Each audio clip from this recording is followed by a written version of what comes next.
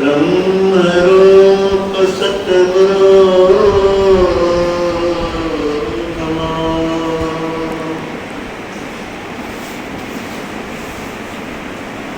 प्रभु सर्वेश्वर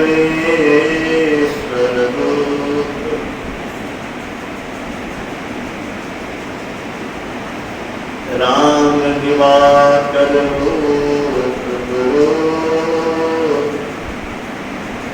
नाशक ब्रह्म तनुकोप श्री सद्गुरु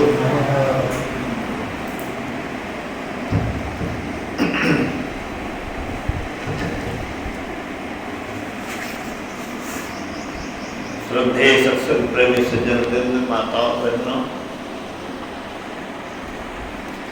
आप लोग को संत के दरबार में देखकर आपकी भक्ति श्रद्धा को देखकर गुरु के प्रति समर्पण भाव देखकर बहुत प्रसन्नता होती है। सत्संगी क्या जो सत्संग से प्रेम न करे, मनुष्य क्या जो सत्य की खोज न करे, मनुष्य क्या जो सत्संग न करे। सत्संग न करो तो झूठ संग करो। झूठे सुख चाहिए, झूठी चीज चाहिए।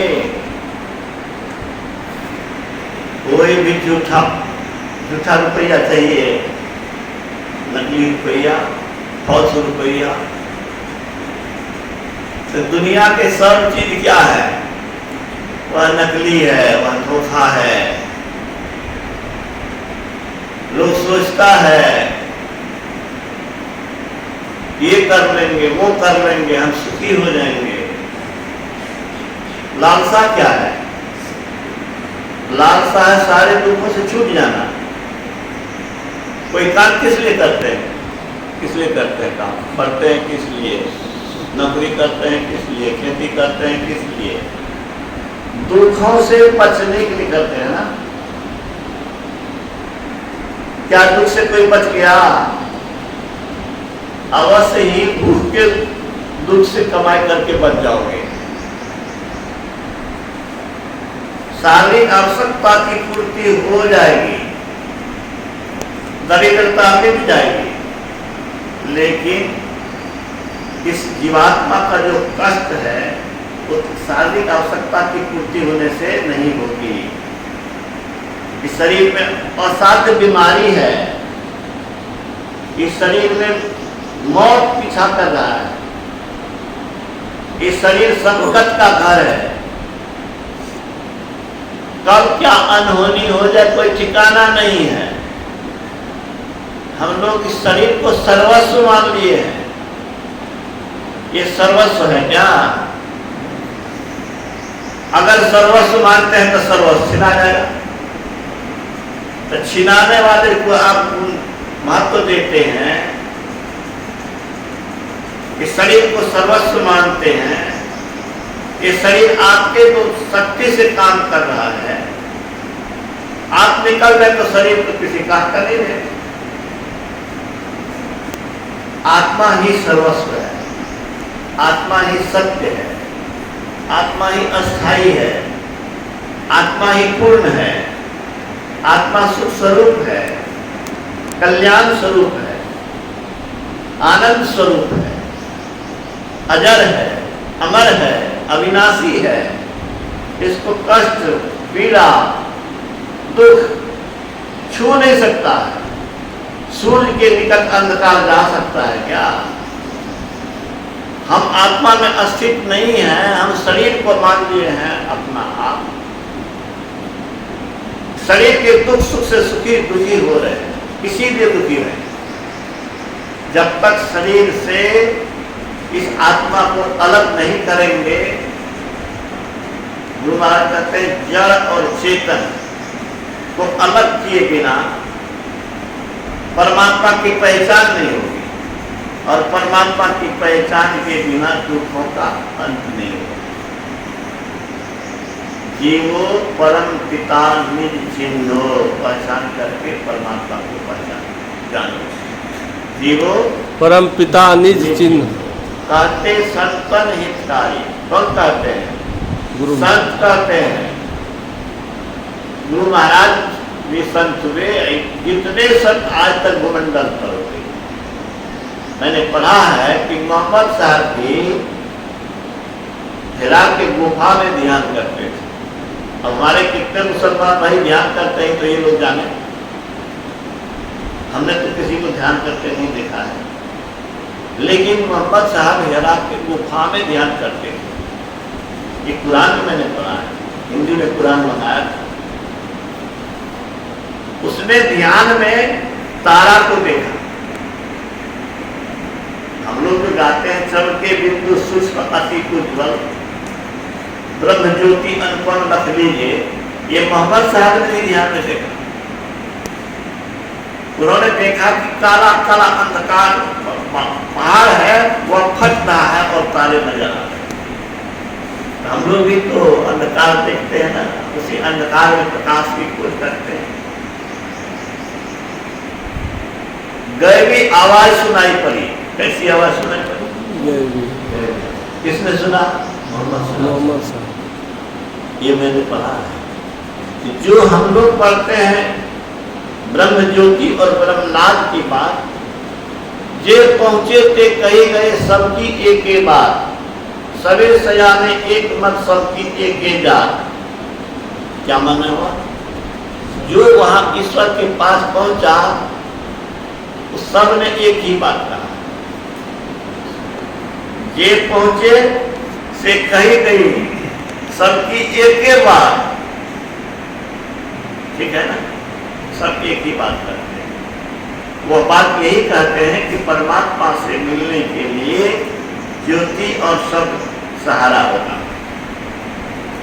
गुरु महाराज कहते हैं जैसे पिता के गोद में रहता है तो बच्चा निश्चिंत रहता है, इसी तरह से ज्योति और नाद में जो पहुंच गया वह परमेश्वर की गोद में चला गया। और परमेश्वर के गोद में जो चला गया तो बम विस्फोट हो, उसको कुछ नहीं होने वाला। तो परम पिता परमेश्वर को पाना अति आवश्यक है। तुरंत नहीं पाया जा सकता है, लेकिन धैर्य पूर्वक बिना उबे अभ्यास करना चाहिए। और मैं बराबर कहता हूं ये अभ्यास बेकार नहीं। दुनिया का सब अभ्यास, सब प्रयास, सब काम निष्फल हो जाएगा, व्यर्थ हो जाएगा, रिजल्ट निगेटिव आ जाएगा। लेकिन इसमें रिजल्ट निगेटिव होने का कोई सवाल नहीं है। परीक्षा होती है तो निगेटिव मार्किंग होता है। अगर सही उत्तर नहीं दोगे तो निगेटिव मार्किंग होता है। यहाँ पर निगेटिव कुछ नहीं होना है, पॉजिटिव ही पॉजिटिव। दिन दिन बढ़े समाई रामधन कबू न लागे। कोई एक जन्म में शिशु बन जाएगा, कोई एक जन्म में शाही स्वामी जी बनेंगे। पूर्व जन्म का तब था। देखते ही गुरु महाराज ने शाही बाबा को कहा था कि आपको नहीं सब योग बताएंगे तो किसको बताएंगे। जलहारी बाबा के पास आचार्य श्री राम शर्मा थे। जलहारी बाबा का मतलब होता है जले करके बहना, जले पर निर्भर, जल के अतिरिक्त कुछ आहार नहीं लेना। जलहारी बाबा कौन मिले उनसे? आचार्य श्री राम शर्मा। इन्होंने कहा कि क्या सिर्फ जल के सहारे शरीर की सारी आवश्यकता की पूर्ति हो सकती है? आचार्य श्री राम शर्मा। जलहारी बाबा ने कहा, कहने से पहले उसके चेहरे को देखा, कुछ देर नजर गड़ाया। काहे नजर गड़ाया? वो आत्मा को देख रहा, उसके भीतर को देख रहा। कहा कि तू भी तो छाछ और जौ की रोटी पर गुजर कर रहा है।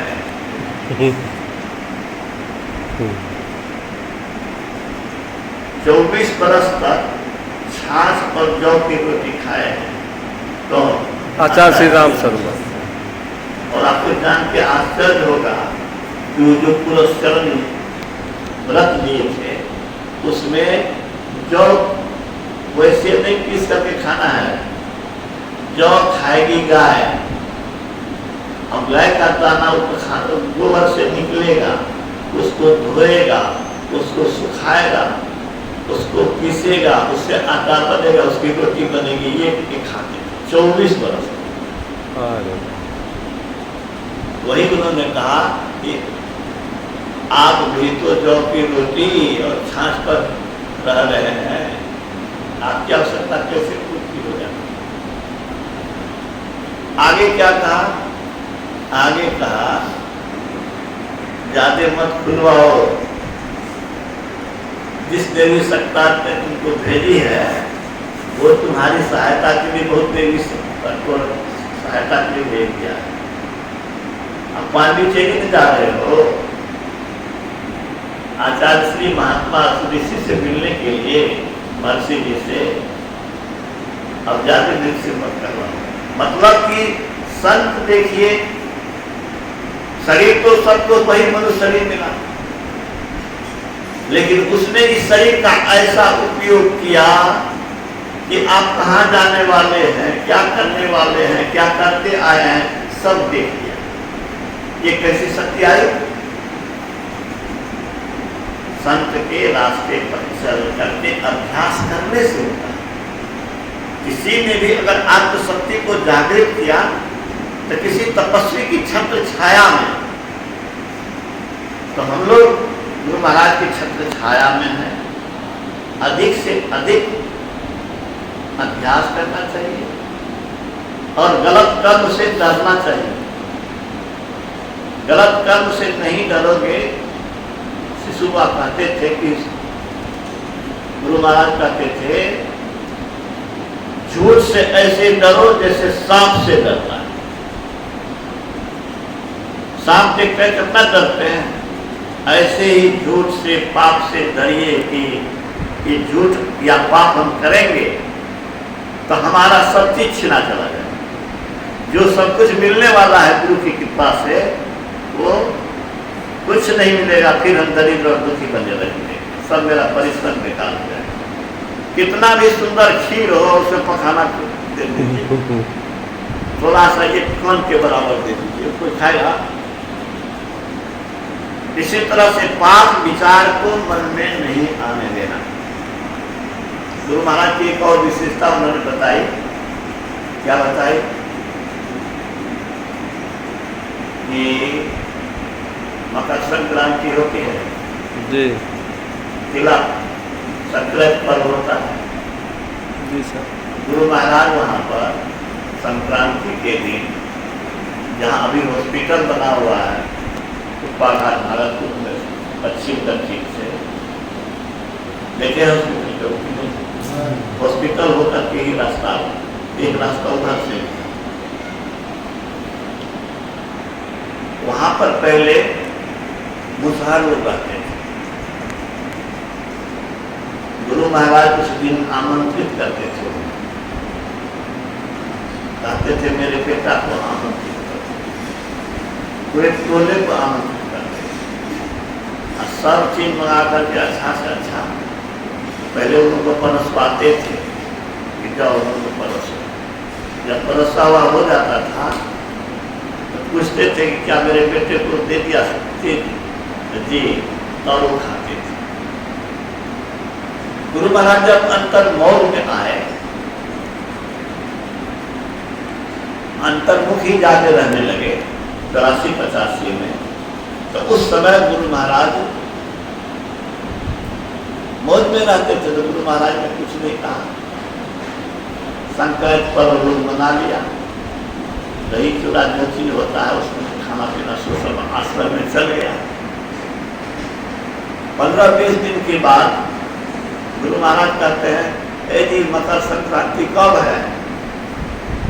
हो गया बुजुर्ग, हम लोग बनाए। कहा मेरा बेटा तो खाया नहीं, मेरा बेटा खाया नहीं तो मतलब संक्रांति कैसे हो गई। अब तक देखिए कितना हरिजन को गुरु महाराज प्यार करते थे। गुरु महाराज कहते थे इसको कोई पूछने वाला नहीं है, वह मेरे निकट आता है, मुझे बड़ी प्रसन्नता हुई। तब क्या हुआ, मेरे बेटे को आमंत्रित करो, जो होता है उसमें सो करो, तब समझेंगे कि हमारा मंगल संक्रांति हुआ, नहीं तो नहीं हुआ मेरा। तो बुलाया, काफी जाओ सबसे को 10,000 रुपया देगा, सारा सामान बना देंगे।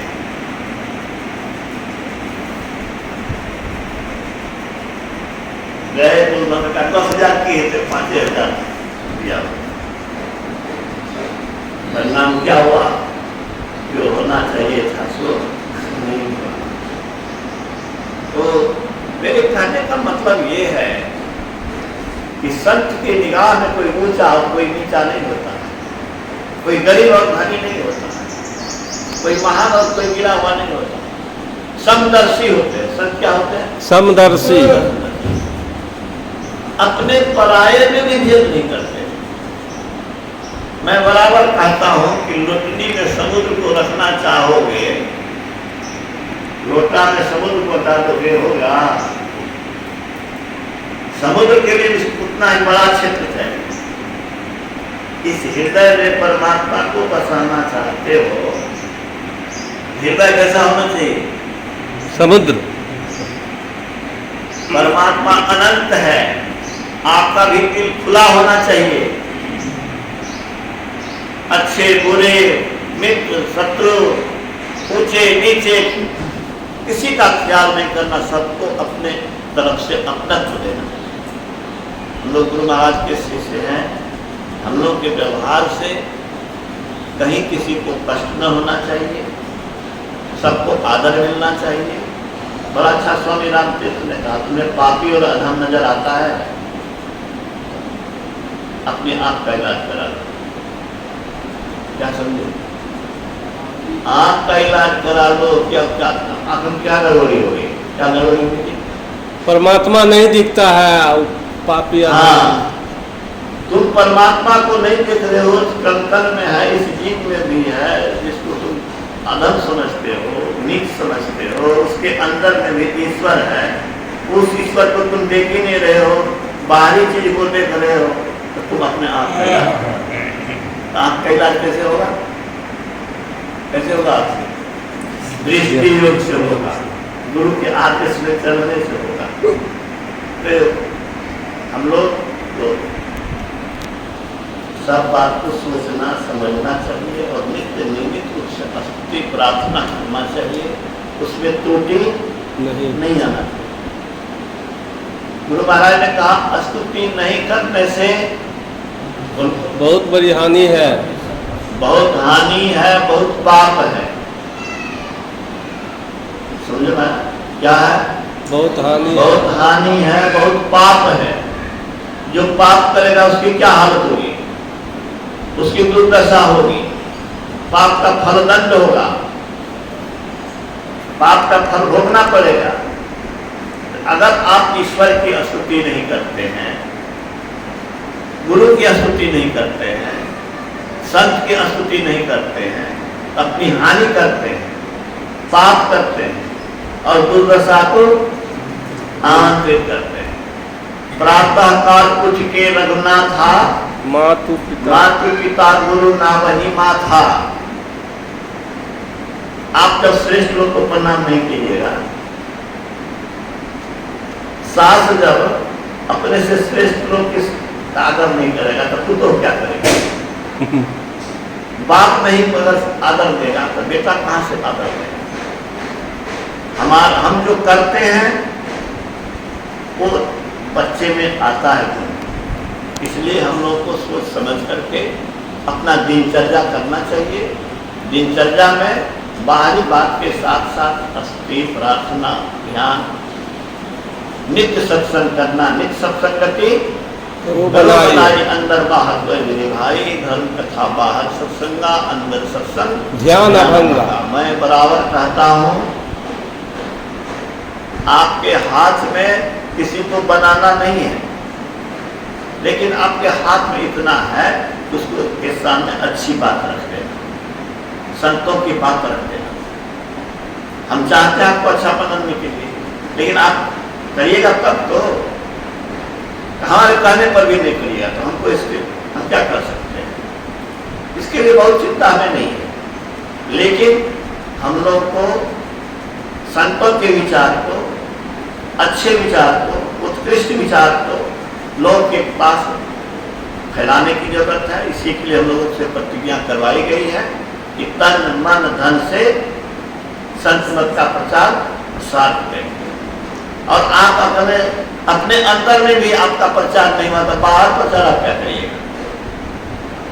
ठीक है, आप ध्यान नहीं करते हैं, लोगों को ध्यान करने कहिएगा। आप स्तुति प्रार्थना नहीं करते हैं, दूसरे को करने कहिएगा। आप झूठ बोलिएगा, दूसरे को कहिएगा झूठ मत बोलिए।